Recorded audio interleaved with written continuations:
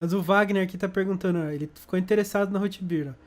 Perguntou assim, a Root Beer não é refrigerante? Depois ele perguntou, Root Beer não seria um Kvass americano? Então, ela parece ela é refrigerante no sentido de que ele é uma soft drink. Refrigerantes são soft drink, você não vai álcool ou é um álcool residual.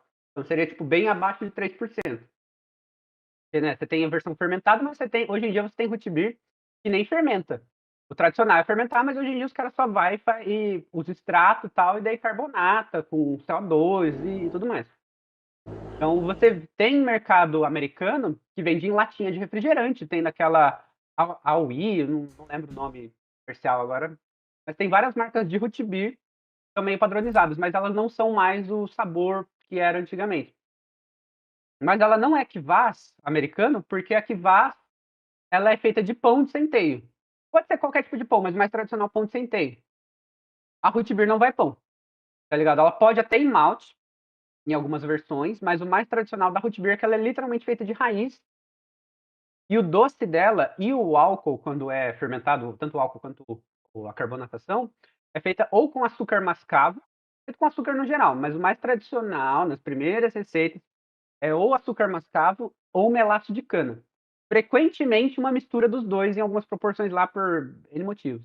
Mas porque o melaço e o açúcar mascavo vão dar cor para ela também, porque ela geralmente é marrom, é mais escura e tal. Mas ela tem essa diferença mesmo, porque não vai pão, não vai, ela é raiz. Ela é feita para ser, ela tem um gosto parecido com xarope até, com alguns xaropes, né, não é todos, lógico, mas muita gente fala que muitos europeus que tomam falam que ela tem gosto de pasta de dente, porque ela vai evergreen na maioria das receitas. É uma planta que serviria lá para servir como se fosse o lúpulo de root beer, ela não é amarga, frescor, a astringente serviria para preservar ali. Daí o europeu associa esse gosto de refrescância com pasta de dente, né. Mas ela é isso, o amargor dela vem da própria raiz, vem de salsa parrilha, sassafrás, e dependendo da quantidade ele começa a ser residual, apesar deles também terem uma não é de açúcar, mas é de compostos que tem na madeira ali e tal. E alguns outros ingredientes, variam um pouco, tem lugar que vai as do Canadá vai, maple syrup, né, eles usam muito ingredientes regionais, porque era um negócio que começou a ser tomado em 1700, 1800, principalmente como xarope, tem um pouquinho de raiz, assim, de resquício herdado de receita indígena, então você tem toda essa pegada. Já o Kvass não, Kvass a galera tomava fermentando pão de centeio velho, porque, né, lá sobrava, às vezes sobrava o pão que já tá meio duro, não tinha outra coisa para comer e tal, precisava fazer alguma coisa, né, e para reaproveitar aquela comida e daí fermentava um pão de centeio. E usava, sei lá, ou açúcares de beterraba, coisa assim que tinha na Europa, né, que tinha na região, por ser região fria não tinha açúcar de cana, coisa assim. Então usava ou açúcares de beterraba, esse tipo de coisa, ou até o próprio açúcares do pão ali, que eles ainda conseguiam fazer uma mistura e fermentar. E as receitas mais tradicionais, enquanto as mais tradicionais de root beer não vai malte, originais não vai malte, as mais tradicionais de Kvass vai. Hoje em Vai dia a gente malte? conhece vai malte de centeio e malte de cerveja mesmo, malte de trigo, malte de Caramba. cevada. As primeiras mesmo, de 1000 e alguma coisa lá, tem malte. Vai malte, vai é uma cerveja, tá ligado? É uma cerveja de fermentação espontânea.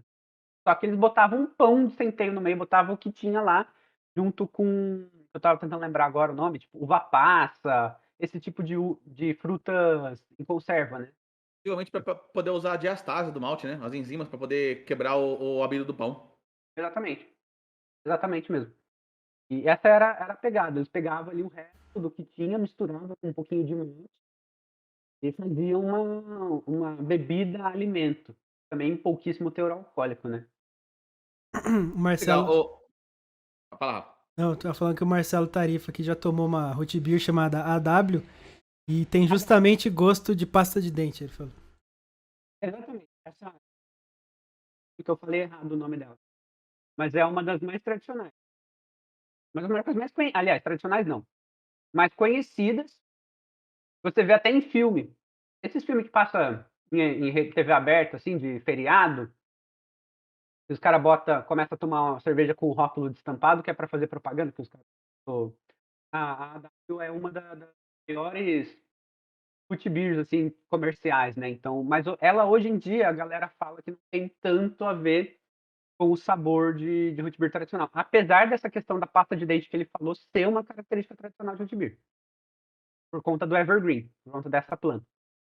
Ó, de novo aqui mais um spoiler pra vocês, mas a gente vai demorar um pouquinho ainda, porque a gente tem que primeiro colocar em prática alguns nossos vídeos de braçagem, mas quando a gente for começar a fazer os vídeos de não cervejas, a Kvass vai ser a primeira. Eu fiz uma Kvass aqui, cara, eu achei fantástico, isso que o Bruno falou que eu fiz errado ainda, cara. Eu achei uma delícia, eu gostei demais, mano.